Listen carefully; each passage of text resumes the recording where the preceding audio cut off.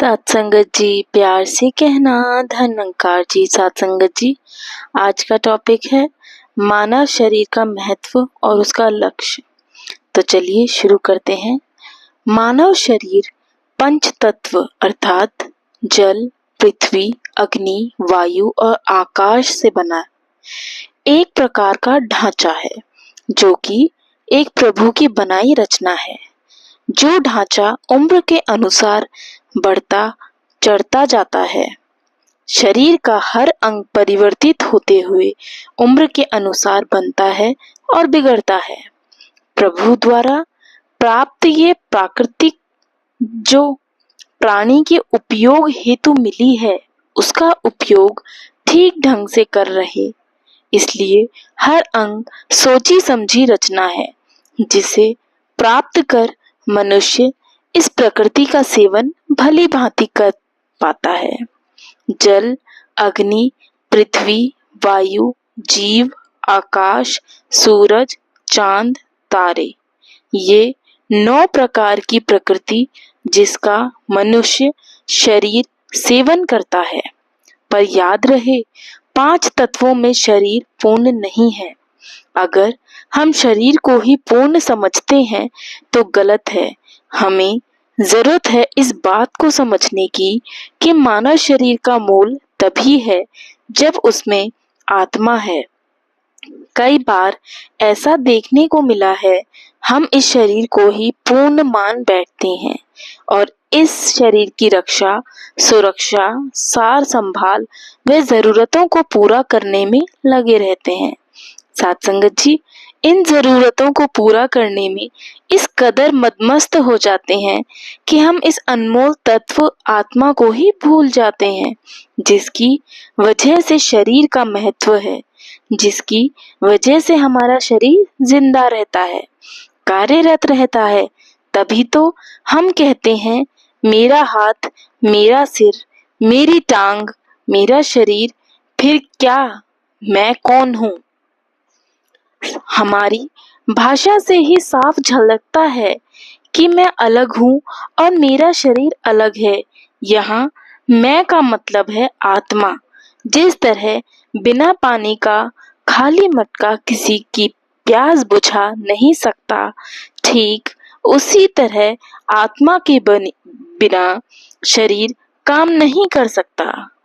कहा भी गया है, क्षितिजल पावक गगन समीरा, पंच रचित यह अधम शरीरा। यानी पृथ्वी, जल, अग्नि, आकाश, वायु से बना शरीर अधूरा है। यह तो पूरा चेतन सत्ता से बना रहता है। इन बातों को समझकर हम शरीर को ही सब कुछ समझकर शरीर के लिए ही कार्य, भरण पोषण व सुंदरता पर ध्यान नहीं देना है, बल्कि शरीर में जिसके रहने से शरीर का मूल है, उसकी सुंदरता, भरण पोषण हेतु भी कार्य करना है। शास्त्रों में मानव शरीर को ही काफी उत्तम बताया है। हमें यह समझना पड़ेगा कि किस लिए इसको उत्तम बताया है। जैसे बड़े भाग मानुष तन पावा, बड़े भाग मानुष तन पावा, सुर दुर्लभ सब ग्रंथ ही गावा। यहाँ इंसानी चोले को उत्तम बताया गया है। सत्संगत जी, हमें समझना होगा कि किस बात के लिए उत्तम बताया है, या क्या सिर्फ खाने पीने, सोने, बच्चा पैदा करने हेतु नहीं। यह सभी कार्य तो नभचर, जलचर, थलचर सभी प्रकार के प्राणी भी करते आए हैं, और कई जानवरों का तो शरीर इंसानों से कई गुना ज्यादा अच्छा व प्रयोग्य है। जैसे आंखें हिरन जैसी, ताकत हाथी जैसी, नजर बाज जैसी, कान उल्लू जैसे आदि।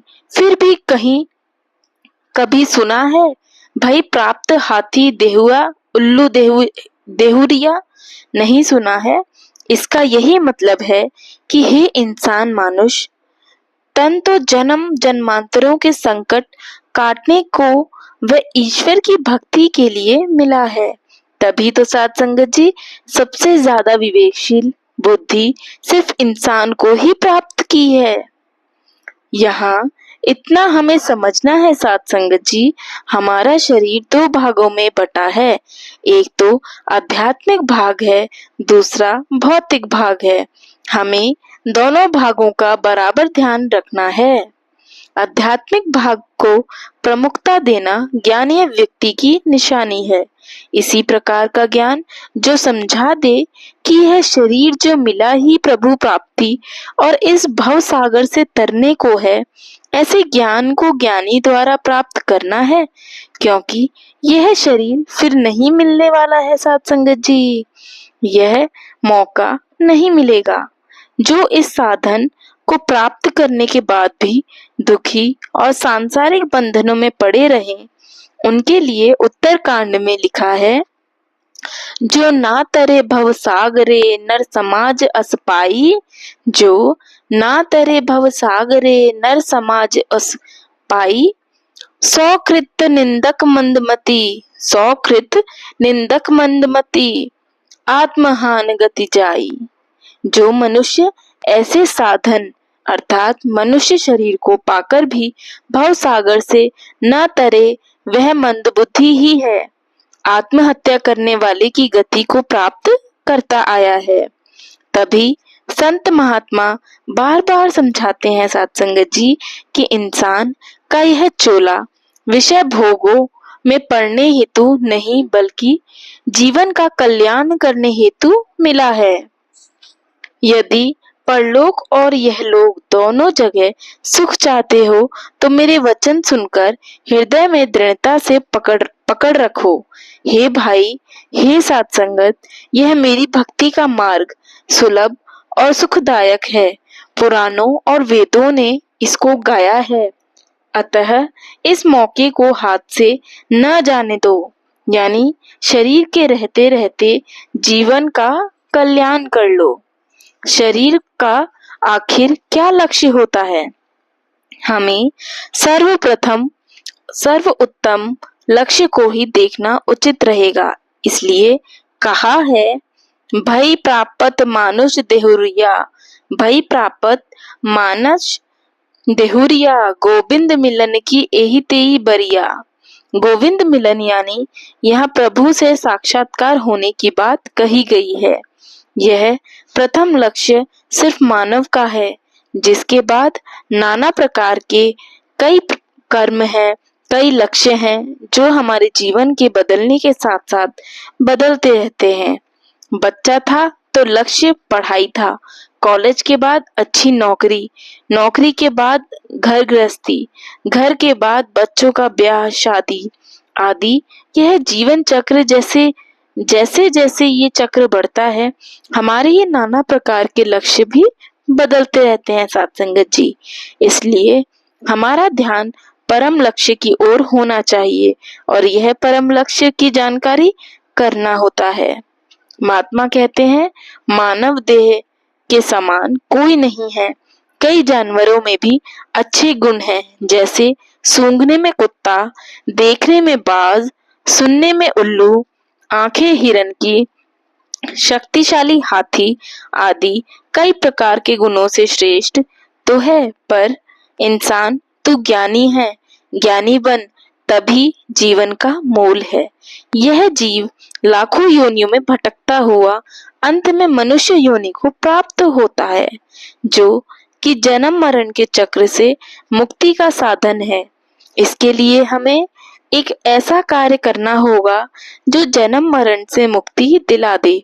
पर यह कार्य क्या है और कैसे होगा? जब हम इस जीवात्मा का साक्षात्कार, इस निराकार जो इस जीवात्मा का पति है, उससे करा देंगे, तब यह मुख्य पीड़ा बार बार जन्म लेना व मरना से मुक्ति पा लेगी।